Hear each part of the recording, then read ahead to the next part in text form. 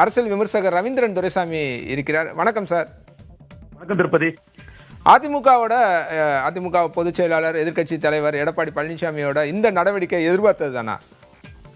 நேற்றே நான் ஒரு வாரத்துல சொன்னேன், டிலே ஆக ஆக எடப்பாடி வீக்கன் ஆவாரு, டக்குன்னு நீக்கிடுவாரு செங்கோட்டைன்னு சொன்னேன். தன்னோட லீடர்ஷிப் அசர்ட் பண்றதுக்கு அது செய்யறாரு. எதிர் எடப்பாடியார் எலெக்ஷன் சொன்னவன், கவுண்டர் பண்ணுவாருன்னு சொன்னவன், கலைஞர் ஜெயலலிதா மாதிரி ஒரு தலைவராக முயற்சி பண்ணுவாருன்னு சொன்னவன். அந்த வகையில நான் தான் அதிமுக, அது குட்டையோ நெட்டையோ சிறுசோ பெருசோ, அது 15% அதுக்கு கீழேயோ, நான் தான் அதிமுக, அதை ஏத்துட்டு இருக்கவங்க எல்லாம் இருங்க அல்லது வெளியேறுங்கிற அடிப்படையில தன் லீடர்ஷிப் அசர்ட் பண்ண எடப்பாடி பழனிசாமி இந்த முடிவை எடுத்திருக்கிறார். இருக்கும் செங்கோட்டையன் முன்னிலை இருக்க வாய்ப்புகள் என்னென்ன இருக்குன்னு நினைக்கிறீங்க? செங்கோட்டையனுக்கு தொண்டர்கள் மத்தியில தமிழ்நாடு ஃபுல்லா அவருக்கு சிம்பதி உண்டு. அவர் ஜெயலலிதாவுக்கே போட்டியாளர்னு கருதப்படக்கூடிய அளவுக்கு ஒரு இமேஜ் வளையம் வர வந்தவர். இப்பொழுது ஈரோடு மாவட்ட அதிமுக செங்கோட்டையன் கையில தான் இருக்குது. ஈரோடு மாவட்டத்துக்குள்ள எடப்பாடி பழனிசாமிக்கு மிகப்பெரிய பின்னடைவு 2026 கிடைக்கும். அது செங்கோட்டையன் மட்டுமல்ல, ஈரோடு புறநகர் மாவட்ட முக்கிய நிர்வாகிகள் எல்லாரையுமே நீக்கி இருக்காங்க. எஸ், ஈரோடு மாவட்ட அதிமுகவே செங்கோட்டையன் கையில தான் இருக்குது. செங்கோட்டையன் தான் அங்க மெயின். அதனாலதான் கட்சி அலுவலகத்திலே அவரால் பிரஸ் மீட் பண்ண முடிஞ்சது. இதை தாண்டி செங்கோட்டையனுக்கு ஏற்கனவே இரட்டை தலைமைங்கிறத மாற்றி ஒற்றை தலைமையா அதிமுக ஒரு ஜாதிய இயக்கமாட்டு ஆக்குறதுக்கு துணை நின்ற KP முனுசாமி, CV சண்முகம், அன்பழகன், வீரமணி, நத்தம் விஸ்வநாதன் போன்றவர்கள் எடப்பாடி கிட்ட முழு அதிகாரத்தையும் கொடுத்து இன்னைக்கு எடப்பாடி தயவுல கருணையில இருக்கக்கூடியவங்க செங்கோட்டையனுக்காக நிக்கிறாங்களா இல்லையாங்கிறத பொறுத்து மற்ற பகுதிகளில் செங்கோட்டையனுக்கு தாக்கம் இருக்கும். இது அதிமுக பொறுத்தவரை 3வது ஸ்பிளிட்னு கூட சொல்ல முடியாது. முதல் ஸ்பிளிட் சசிகலா, தினகரன் இவங்களால 7% வாக்கு பாதிக்கப்பட்டது. ரெட்டால எடப்பாடி கிட்ட தான் இருந்து ரெட்டால பலகீனம் அடைஞ்சி. 2வது ஸ்பிளிட் OPS நீக்கப்பட்டாரு, 13% வாக்கு அதிமுக பலகீனம் அடைஞ்சது. ரெட்டால எடப்பாடி கிட்ட தான் இருந்து ரெட்டால பலகீனப்பட்டது. இப்பொழுது 3வது ஸ்பிளிட் செங்கோட்டையனால வருது. இப்பவும் ரெட்டால பலகீனப்படும், ஆனா அது எடப்பாடி பழனிசாமி கிட்ட தான் இருக்கும். எடப்பாடி பழனிசாமி தான் அதிமுக. இன்னைக்குள்ள கார்பரேட் வேர்ல்டுல ஒரு கட்சியை எல்லாரும் கம்பெனி மாதிரி தான் நினைப்பாங்க. அதை பிடிச்சதை இன்னொருத்தர் தட்டி பறிக்கிறதுக்கோ இன்னொருத்தர் தன்னை கவிழ்த்து போடுறதுக்கு துணை நிற்பதற்கோ எடப்பாடி பழனிசாமி ஏமாளி அல்ல. அவர் சமர்த்தர். கட்சியோட பிடி தன் பக்கம் இருக்குங்கிறதுல மிக உறுதியா இருப்பாரு. அதே வேளையில ரெட்டையில பலகீனமடையும். நான் பெனிஃபிஷரி காஸ்ட் ஏற்கனவே ஜெயலலிதா உயிரோடு இருக்கும் போது 1% எடுத்த சீமான் கிட்டே 8.3 போயிட்டு மீண்டும் அதிமுகவில் பலன் இல்லாதவர்களை குறிவைத்து நாம் தமிழர் போன்றவர்களும் காய் நகர்த்தி வருகிறார்கள். அதை விட எடப்பாடிக்கு முக்கியம் தன் கட்சி தன் கையில இருக்கணுங்கிறதா. எந்தவித இதுக்கும் அவரு ஈடாக மாட்டாரு. செங்கோட்டையனை பொறுத்த அளவுல சேகர் பாபு, செந்தில் பாலாஜி, அனிதா ராதாகிருஷ்ணன், இன்னும் KK ராமச்சந்திரன், ரகுபதி போன்ற பலர் திராவிட இயக்கம் என்று அண்ணா MGR-ஐ ஸ்டாலின் ஏற்றுக்கொள்ளக்கூடிய சூழ்நிலையில், பெரியாரின் தொண்டர்களாக இவர்கள் இருக்கக்கூடிய சூழ்நிலையில், அண்ணாவின் வழி வந்தவர் என்ற அடிப்படையில் ஸ்டாலின் தலைமையில் MLA ஆகலாம், மந்திரி ஆகலாம், இதற்கான வாய்ப்புகளும் இருக்கிறது. அது கடைசி கட்ட வாய்ப்பு. அதற்கு முன் அதிமுகவுக்குள் தங்களை என்ன பலப்படுத்த முடியும் என்பதை செங்கோட்டையன் பார்ப்பார். இல்ல, நீங்க சொல்ற எல்லா காரணங்களும் அறியாதாரா எடப்பாடி பழனிசாமி? அவருக்கு தெரியலையா கட்சி வலுவிழக்கிறது, இதன் மூலமா வலுவிழக்கும், ஓட்டு பெரிய அளவில் வராது அப்படின்றது எல்லாமே அவர் அறிந்திருப்பாரு. அதே நேரத்தில் கூட்டணியில் இருக்க பாரதிய ஜனதா கட்சியும் இதனை பார்த்து கொண்டிருப்பாங்கன்னு நினைக்கிறீங்களா? பாரதிய ஜனதா கட்சி 2 முறை அதிமுக கூட்டணி தொகுதி பங்கீட்டுல தான் முறிஞ்சது. நகர்ப்புற உள்ளாட்சியிலையும் 5% இடம் கேட்டாங்க. எடப்பாடி 2% மேல கொடுக்க முடியாதுன்னாரு. மக்களவை தேர்தலில் 12 இடம் கேட்டாரு அண்ணாமலை, 6 இடத்துக்கு மேல கொடுக்க முடியாதுன்னாரு எடப்பாடி. தொகுதி பங்கீடு சரியா இருந்ததுன்னா, அவங்களுக்கு திருப்தி இருந்ததுன்னா அதிமுக பாஜக கூட்டணியில எந்த பிரச்சனையும் இருக்காது.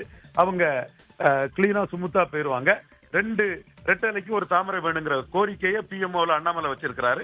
இது எந்த அளவுக்கு எடப்பாடி ஏற்றுக்கொள்கிறார், அது எந்த அளவுக்கு அவங்கள்ட்ட சுமூகமா முடியுதுங்கிற அடிப்படையில அவங்க கூட்டணி இருக்கும். ஏன்னா 2 பேரும் தனிச்சு நின்று தோல்வியை தழுவினவங்க. அதனால 2 பேருமே கூட்டணி பிரியக்கூடாதுன்னு நினைப்பாங்க. கூட்டணி பிரிஞ்சா NDA-க்கும் அண்ணாமலை மூலமாக வேற ஆப்ஷன்ஸும் இருக்கு.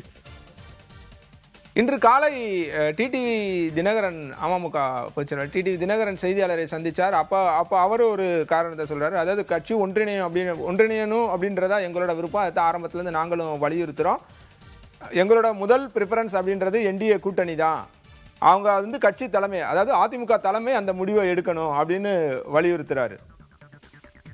அதிமுக தலைமை வந்து பாஜகவோட நெருக்கமா இருக்கிறதுக்கும் பாஜக கிட்ட உள்ள கூட்டணிக்கு வர்றதுக்கும் காரணமே கட்சி தன் கையில விட்டு போயிடக்கூடாது, தான் ஆல்டர்னேட்டிவ் 2வது இடங்கிறத உறுதிப்படுத்துறதுக்கு தான் 26லயும் கூட்டணி இல்ல, 29லயும் கூட்டணி இல்ல, 18% பாஜக கூட நஷ்டம்னு சொன்ன எடப்பாடி பழனிசாமி கூட்டணிக்கு வந்திருக்காருன்னா ஸ்டாலினுக்கு போட்டியாளரா தான் ஆட்சிக்கு வருவாங்கிற நம்பிக்கை அவருக்கு கிடையாது. 2வது இடத்தை தக்க வச்சுக்கிட்டா 13 வருஷம் கழிச்சியாவது கலைஞர் வந்த மாதிரி வரலாங்கிறதுக்காக கட்சியை தன் கட்பாட்டிலும் திமுகவுக்கு மாற்று தானுங்கிறத உறுதிப்படுத்துறதுக்கு தான் மைனஸ் சொன்ன கிறிஸ்தவ முஸ்லீம் ஓட்டுக்கு மைனஸ் சொன்ன பாஜக கிட்ட ஒரு கூட்டணிக்கே வந்தாரு. காரணம் 3வது அணியா வந்த பாஜக 4வது வந்தவர்கள் முன்னேறிச்சு எடப்பாடியை 3வது இடத்துக்கு தள்ளிடுவாங்கிற அச்சம் இருந்தனால பாஜக கிட்ட வந்தாரு. பாஜக கூட்டணியை எடப்பாடி தொடர்வார். அதிமுகவுக்குள் பாஜக என்ன சொன்னாலும் அதை கேட்க மாட்டார். இப்ப செங்கோட்டையன் நேற்று செய்தியாளர் சந்திச்சதுக்கு பின்னணியில யாரு இருக்காங்க அப்படின்ற சந்தேகத்தை எழுப்புறது சரியான பார்வைதானா? செங்கோட்டையனுக்கு பின்னாடி பிஜேபி இருக்குதுன்னு சொன்னா இது வந்து நான் 2021 பின்னோக்கி செய்யறேன். அதை நாம பாத்துக்கிடணும். 2021 மோடிக்கு லாயலிஸ்டான நான் சொன்னேன் பிஜேபி இன்க்ளூசிவ் அலையன்ஸ்ல சசிகலா அம்மையார் வரவே முடியாதுன்னு சொன்னேன். என் மதிப்புக்குரிய சத்ரியன் குருமூர்த்தி அவர்கள் சாக்கடை ஜலம் என்னாலும் வீடு தீப்பற்றி எரியும் போது அதை பயன்படுத்தி அணைக்கணும், திமுக வரக்கூடாதுன்னு சொன்னாரு. நான் சொன்னேன் காங்கிரஸ் தான் மோடிக்கு எதிரி, ஸ்டாலின் மோடிக்கு எதிரி அல்லங்கிற கருத்தை சொன்னேன். கடைசியா மோடியையே பிரதமரா முன்னிறுத்தின சத்ரியன் குருமூர்த்தி கருத்தை விட ரவீந்திரன் துரைசாமி கருத்து வந்து மோடி கிட்ட எடுபட்டது.